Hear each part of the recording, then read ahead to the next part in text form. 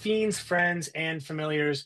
This is Matt Orozco here from Macabre Daily, and I am once again joined by an outstanding filmmaker here to talk about their latest film. We have Dan Allen with us, who is the director of the upcoming feature Bambi the Reckoning, which is part of the Twisted Childhood universe that you can catch in theaters on July 25th.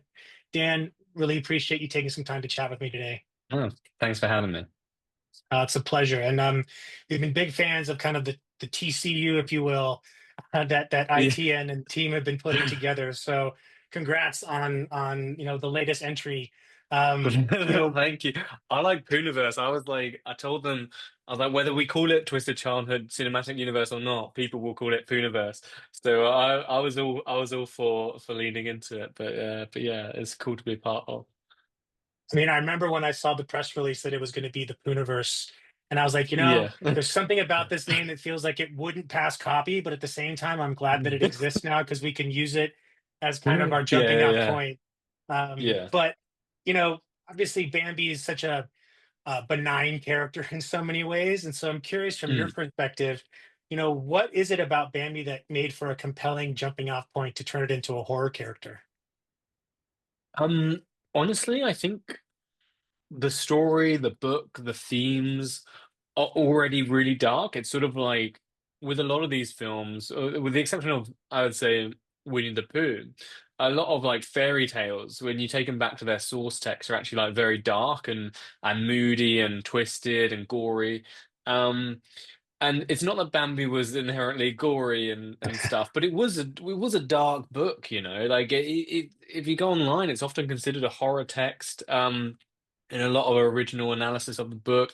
It's all very moody. So to be honest, it sort of already set itself up to be a dark story. But obviously, what we've done is take that to, and dialed it up to 11, and sort of found an even more dark and sinister story in there. And yeah, and we tried to do something that was both humane and emotional and really sort of explored being a child and being a parent, but then also at the same time was just a really satisfying creature feature and had the sort of the kills and the death that you want going into it. You don't want to promise lemons and give them apples, but I think it does both really nicely. Yeah, and it's interesting that you mentioned kind of the origins of Bambi because Felix Salten's original book is often not the Mhm. first point of reference that people have for these characters. It's the Yeah. Disney characters, which, while Yeah. it can be argued that the Bambi Disney film is probably one of the darker ones because of how it deals with death and how we Mm. respond to it. It also has this kind of gloss over it that tends to paint over some of the more darker aspects of the original story. So I think Hmm. it's a good opportunity to revisit we challenge our biases and expectations around these characters a little bit. Um, Yeah, but yeah. you've done amazing work with trying to turn Bambi into this kind of creature, and it certainly goes on quite the gory mayhem Thank you. throughout Yeah. 80 minutes. But I and you can correct me if I'm wrong here, is it seemed like a lot of what, Bambi's very much a post-production element. So how did you adjust your process to accommodate for the fact that your heavy is almost never literally on the screen while you're shooting? Yeah, we really wanted some practical elements made for the film. A lot of it was both time and budget. Despite sort of starting work, it took us a while to find the right partners to make Bambi and bring Bambi to life.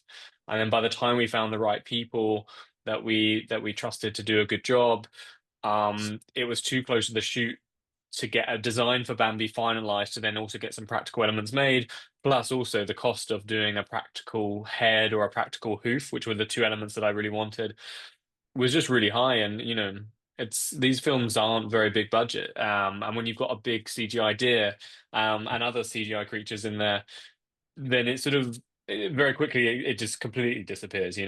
Um, so we had to sort of make the most of what we had, and what we made instead was a sort of, excuse me, a green screen CGI sort of head, and a hoof as well, so that we could have elements that people could interact with. Because I think what you get differently on sort of higher end films versus the cheap films is on the cheap films, there's sort of you don't believe the interaction between the physical creature and the between the person and the CGI creature. There's often a lot of flailing, but no actual physical contact. Whereas, there's a bit when the guy gets his back stepped on by Bambi. So we had like a physical hoof pushing in, and you can sort of see the jacket sort of folding and being pressed in by this real element. So it was important to me that we had real interaction, but then ultimately that's then sort of replaced and covered up by a CGI component. We had similar as well, like when someone's getting eaten, then there's generally like a hand puppet that's sort of actually pulling things and really getting in there. And then Stephanie Belgart and her team at Boiling Point, they then sort of cover up all the hands and stuff and cover it, yeah, with some of these awesome creatures that they designed as well. Yeah, and I think it's, it's not even so much a critique of things. It's just the more of nature of operating within what the framework of the budget allows. And I think, to Yeah, your all's credit, you massively. pull off Bambi quite well. It looks Thank you. menacing. It looks, it looks imposing, and it doesn't, obviously our eyes can tell somewhat of a difference, but at the same time, it never takes you out of the film in any meaningful way. Yeah, So I think full success on regards to kind of creating that imposing figure and character. And it also, another character is almost the woods itself, right? Like yeah. films, it's not just Bambi exists within a larger ecosystem under which other things are happening. And we won't go into spoilers here, but Mm. the shooting in rural areas can be somewhat of a challenge, right, with getting the Oh power yeah. necessary. So, what kind of obstacles do you have to overcome, considering the where you shot and some of the considerations around the You know, I location? so we shot obviously Peter Pan and Pinocchio after Bambi. And I sort of just offhand at dinner was chatting with some of the people on those teams because I was on set editing those ones. I offhand asked them what sort of the worst film shoot they'd ever done was, expecting to hear horror stories of like terrible directors. And a couple of them sort of paused and they were like, actually, probably Bambi was the worst shoot I've ever done. Uh, and I was like, what? I was like, guys, I'm right here. And they're like, no, it's nothing Thanks, to do guy. with Yeah. you. Like, they were like, no, no, no, the team was amazing. Like, we had a lovely time in many ways, but we were shooting at night. It was, -3 degrees, and we're in January in England. We found out exactly why no one shoots at this time of year. Um, and especially, in the middle of winter, we were so lucky it didn't rain. Otherwise, continuity would have been all over the place. There was no wiggle room in the schedule. And the only day it rained was a day that we were shooting indoors, so we got very, very lucky. But yeah, it was really hard. The lighting team had to do a lot. So Dom was gaffer on that, and he was working with Miguel, I believe it was, and they had to sort of constantly move this generator from one end of where the car park is and through a forest to this like field, and it's completely uneven ground. So literally having to carry this massive thing.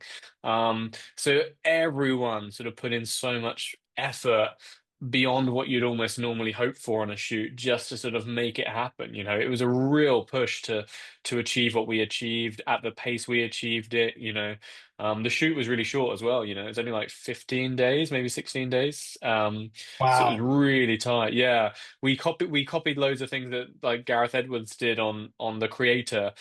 So we had multiple camera rigs ready to go. So we had one permanently in gimbal, one permanently on tripod shoulder rig, and one that was a camera that was on its own steady cam that you could. So we could switch camera modes in like 2 seconds and just keep rolling. So we did everything we could to make the most of a very difficult situation. We also copied sort of all the lighting as well from Jurassic Park 1, which helps the CGI. So just, backlight as much as we can makes it way scarier, way more realistic, way easier to sort of match and integrate the CGI characters. Because, yeah, I think if you start cutting corners on all those things, or you start getting not all the shots you need, then very quickly the scenes just fall apart, and you want something that's awesome to watch. Yeah, no, I mean, it is a challenge to shoot in those locations. And I definitely noticed the Jurassic Park inspirations throughout. And I think you're right. Oh, The way that film is thanks. shot and lit do add a lot to the experience to make you feel like one, not only is this thing, that doesn't exist here, but also that it is a real menace. I mean, it's Yeah. quite, it's quite terrifying. Mm. And my last question, and I always love to ask folks, bit of a fun one, but I have gotten some feedback that it can be a little difficult, is around if you were asked to program a double feature with Bambi the Reckoning, what do you think Oh, would make a good counterpart to the film? Just from a viewer perspective. oh man, that is a tough one on the spot as well. I know you're cycling through Um, every movie you've ever seen, trying to think which is the perfect one. literally, literally.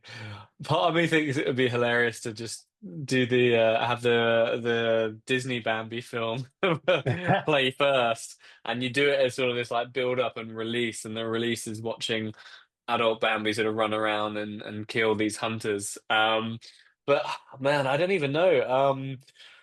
I'm trying to think what you do. I mean, my instinct would be to go with a Poohniverse movie, which feels like a really lazy answer. Um, but I think it would play quite nicely alongside Peter Pan, which is sort of, I would say, the next sort of like darkest, moodiest one, alongside Bambi. So that is my very lazy answer that doesn't require you to sit there in silence for sort of ages for me to think of a better one. Yeah, I'm really struggling. I mean, yeah, I'd love to say Jurassic Park, but I feel like next to that masterpiece, I'd maybe not Jurassic Park, but that's what I want it to play next to.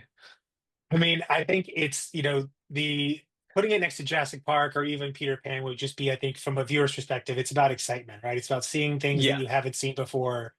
And so I think to that end, they've made great pairings, particularly tonally, is that, Peter Pan and the mm, Family definitely are the far, a little bit more twisted of the twisted childhood universe.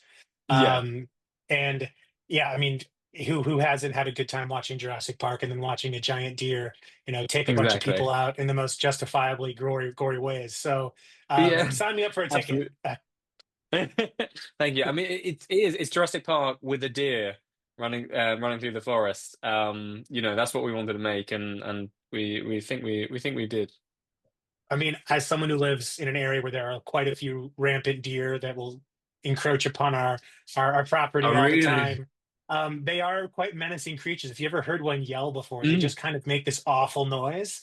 And yeah, so, yeah, not something you'd expect them to make either. So it's almost this kind of weird juxtaposition of what we think we know about the deer and what it actually is. But yeah. nevertheless, We uh, incorporated some real sounds as well into its roar, actually.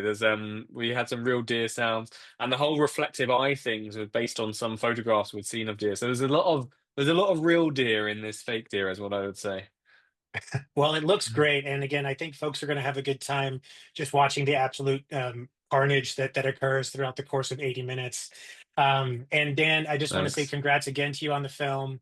Remind Thank you. everyone that you can catch it in theaters on the 25th of July. And I'm sure we will be continuing to provide more coverage of all of the different Poohniverse films because there's more coming, and they're looking better and better every time. So thanks so much, Dan, and cheers to Amazing. this one Thanks, and to the Matt. next one. Cheers to the next one.